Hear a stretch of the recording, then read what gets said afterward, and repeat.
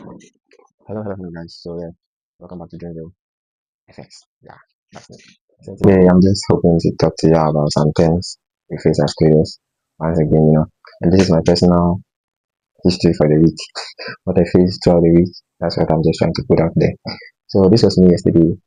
I tried trading gold. I don't really trade gold. I'm a Nasdaq person. So I tried trading gold yesterday. Although I trade gold on my preference. I trade gold and Nasdaq on my preference. But on my live accounts, I don't trade gold. Yeah. So I decided to trade gold in my live account yesterday. Because currently I've best out of my preference and I'm just about starting a new one for the new year. This is as a struggling trader, let me say an intermediate trader. That's what I'm going through right now. And yeah, I'm not hiding it. It's part of the process. As a trader, we do some and we lose some. We win some and we lose some. Yeah. So as part of the journey, I just celebrate those wins and those losses. When the win comes, we celebrate it. When the losses come, yeah, you have to hold it tight and then deal with it. So yeah, I was on my own and I decided to say, let me just go and check out what's going on gold because everybody online was so much about what's going on in gold, what's going on. So I decided to say, okay, fine. If this is how it's going to be, then let me just check it out. I decided to do my analysis here and there. Got an entry at 5,316 for the first entry. I entered that one and then on a 0.03 lot side on there, I entered two positions on a small, let me say, an average account. Yeah, it's a small account. So upon entering that trade, I realized it was going to take half of my balance, but it was still doing the ups and downs at the entry point. So while doing that, I decided to say, let me check what's going on, what should be going on the bigger part. On the lower time frame, there was no FVGs below.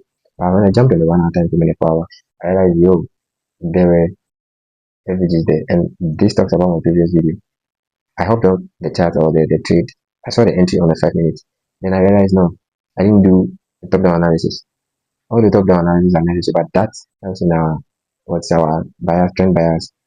Now I entered on 5 minutes. Look at me going to the 1 hour and the 30 minutes again to check what's really going on up there if the entry was going to be perfect or not. Then I realized on the 30 minutes and 1 hour there was an FVG down there. Now that FVG was not part of the analysis. It was not what it never influenced my entry or anything. Then it started bringing panic attacks because yeah, on the 30 I referred the 30 minutes a lot. Because on the 30 minutes on FVG on the 30 minutes is not just on FVG. It could cost a lot. So I decided to jump out of the trade on the 2 so let me say 0.06 trade. On gold, yeah, for small accounts less than $100, it's quite good for it. Only for me to realize after closing the trade jumped back to 5,324. So from 17 that I closed to 24. And I said, nah, this thing is not coming back again because the energy was using to rise up like within seconds, like some this was some parachute moves. How do you say rocket move? Like yo, I just decided to jump in again when when the new candle forms. So yeah, I waited for that and entered on the 5336. Yeah, set my SL at 5330. Now come and see me. I entered that trade with a 0.1 lot size. That's big for the account I'm having here. An account less than $100. 1.0 is so huge for it. On gold, also huge for it. So yeah, I decided to let it run. Only for me not to even see positive 10. It just started retracing and then the heart started beating. So yeah, after that I entered the trade and I realized now, check the balance. Everything was on margin call, bro. Margin call. Last time, boom, SL taken out. So the SL took me out. And then the next thing, bro, three side reversing. That was when I started to blame the ghost. I started to blame I should have prayed at that moment. They said praying for trading is not good, but I should have prayed at that moment. Because yo, this part it was really telling me this is no more something about the chats. Like yo, it felt like something personal. It took me out and then immediately that was it. So after it took me out, I started to revenge trade, but not on gold again. I went to a different pair and then I released all my anger on its best the accounts for life. So I best the accounts, then went to bed afterwards, just like that. Next minute before I realized I was up again around 1 a.m. I barely sleep late, like early. So I woke up around 1 a.m. That's normally my sleeping time. Then I realized this chat was now at 5,500 plus, 5,540 plus. Calculating the profits that thing would have given me headache. I have been having like 1,700 plus like sitting in my account right now, bro. bro, I bet you I would have taken a second to close that trade. Hey, it will be a microsecond. Because honestly, I never set a TP because I know gold is on a high, it's on a big side. So I was just waiting to give it a break even. That's what I do for my high risk trades. It goes a bit, and then I give it a break even. That's all, and I'm done for that risk. If it goes well, fine. If it doesn't, that's cool. But I make sure I accept the loss before I start it. That's how it goes. Because as a newbie trader, see, you got to take some risk sometimes. During the conversative way is quite good, but then sometimes you just gotta do what you do.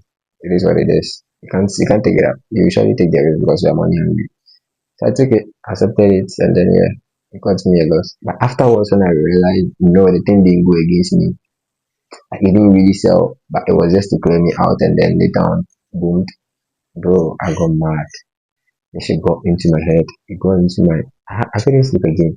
I just had to put my headset on. Then start listening to some music. That was when some crazy ass music became my favorite music for the night. Like yo, that was crazy. I just had to share this part to tell everyone on where on the platform of YouTube or something like that. That trading and losses are inevitable. You cannot take losses out of trading. So yeah, when it comes like that, just try and be yourself. Don't hit your head on a rock and do not try to deposit again instantly. I say what? Don't deposit again instantly. You go lose that one too. It's a trap. Yeah. So I've decided not to deposit, and that's what I do. It kicks me out. I just go out. Sometimes I can go out for like a month or two without trading. I just be focusing on different things because I don't do wage trading. So just be focusing on those other things. When it brings me a little bit of money and I get some profits, I just come back to trading. Deposit a bit of the profit there. If it goes well, fine. But yeah, that's what I'm doing right now. Okay, I'm not doing a full time trading as a full time job. I'm just now planning to do so. So if it goes well, fine. If it doesn't, yeah, we'll call it another day and then we look for another hustle. Like that's just how it moves. That's just how I move.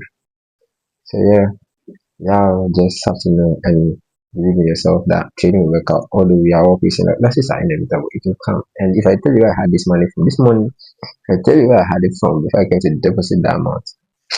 God, because I barely do about $50. I barely do. So if I want to do that, I just rather buy a prop firm and trade it because I prefer trading prop firms more than anything. I have problem with following rules.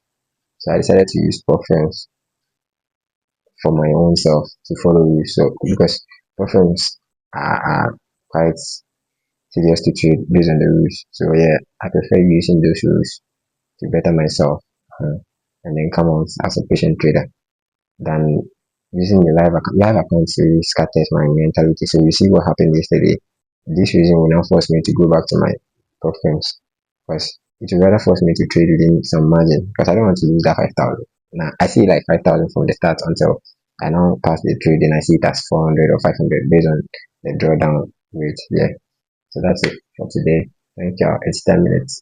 We see you next time. I just know losses are inevitable. We can never take losses out. And when the losses come, make sure you also put in some effort psychologically to not hurt yourself. Take a step back, free yourself from all the blames and everything. Then you bounce back again.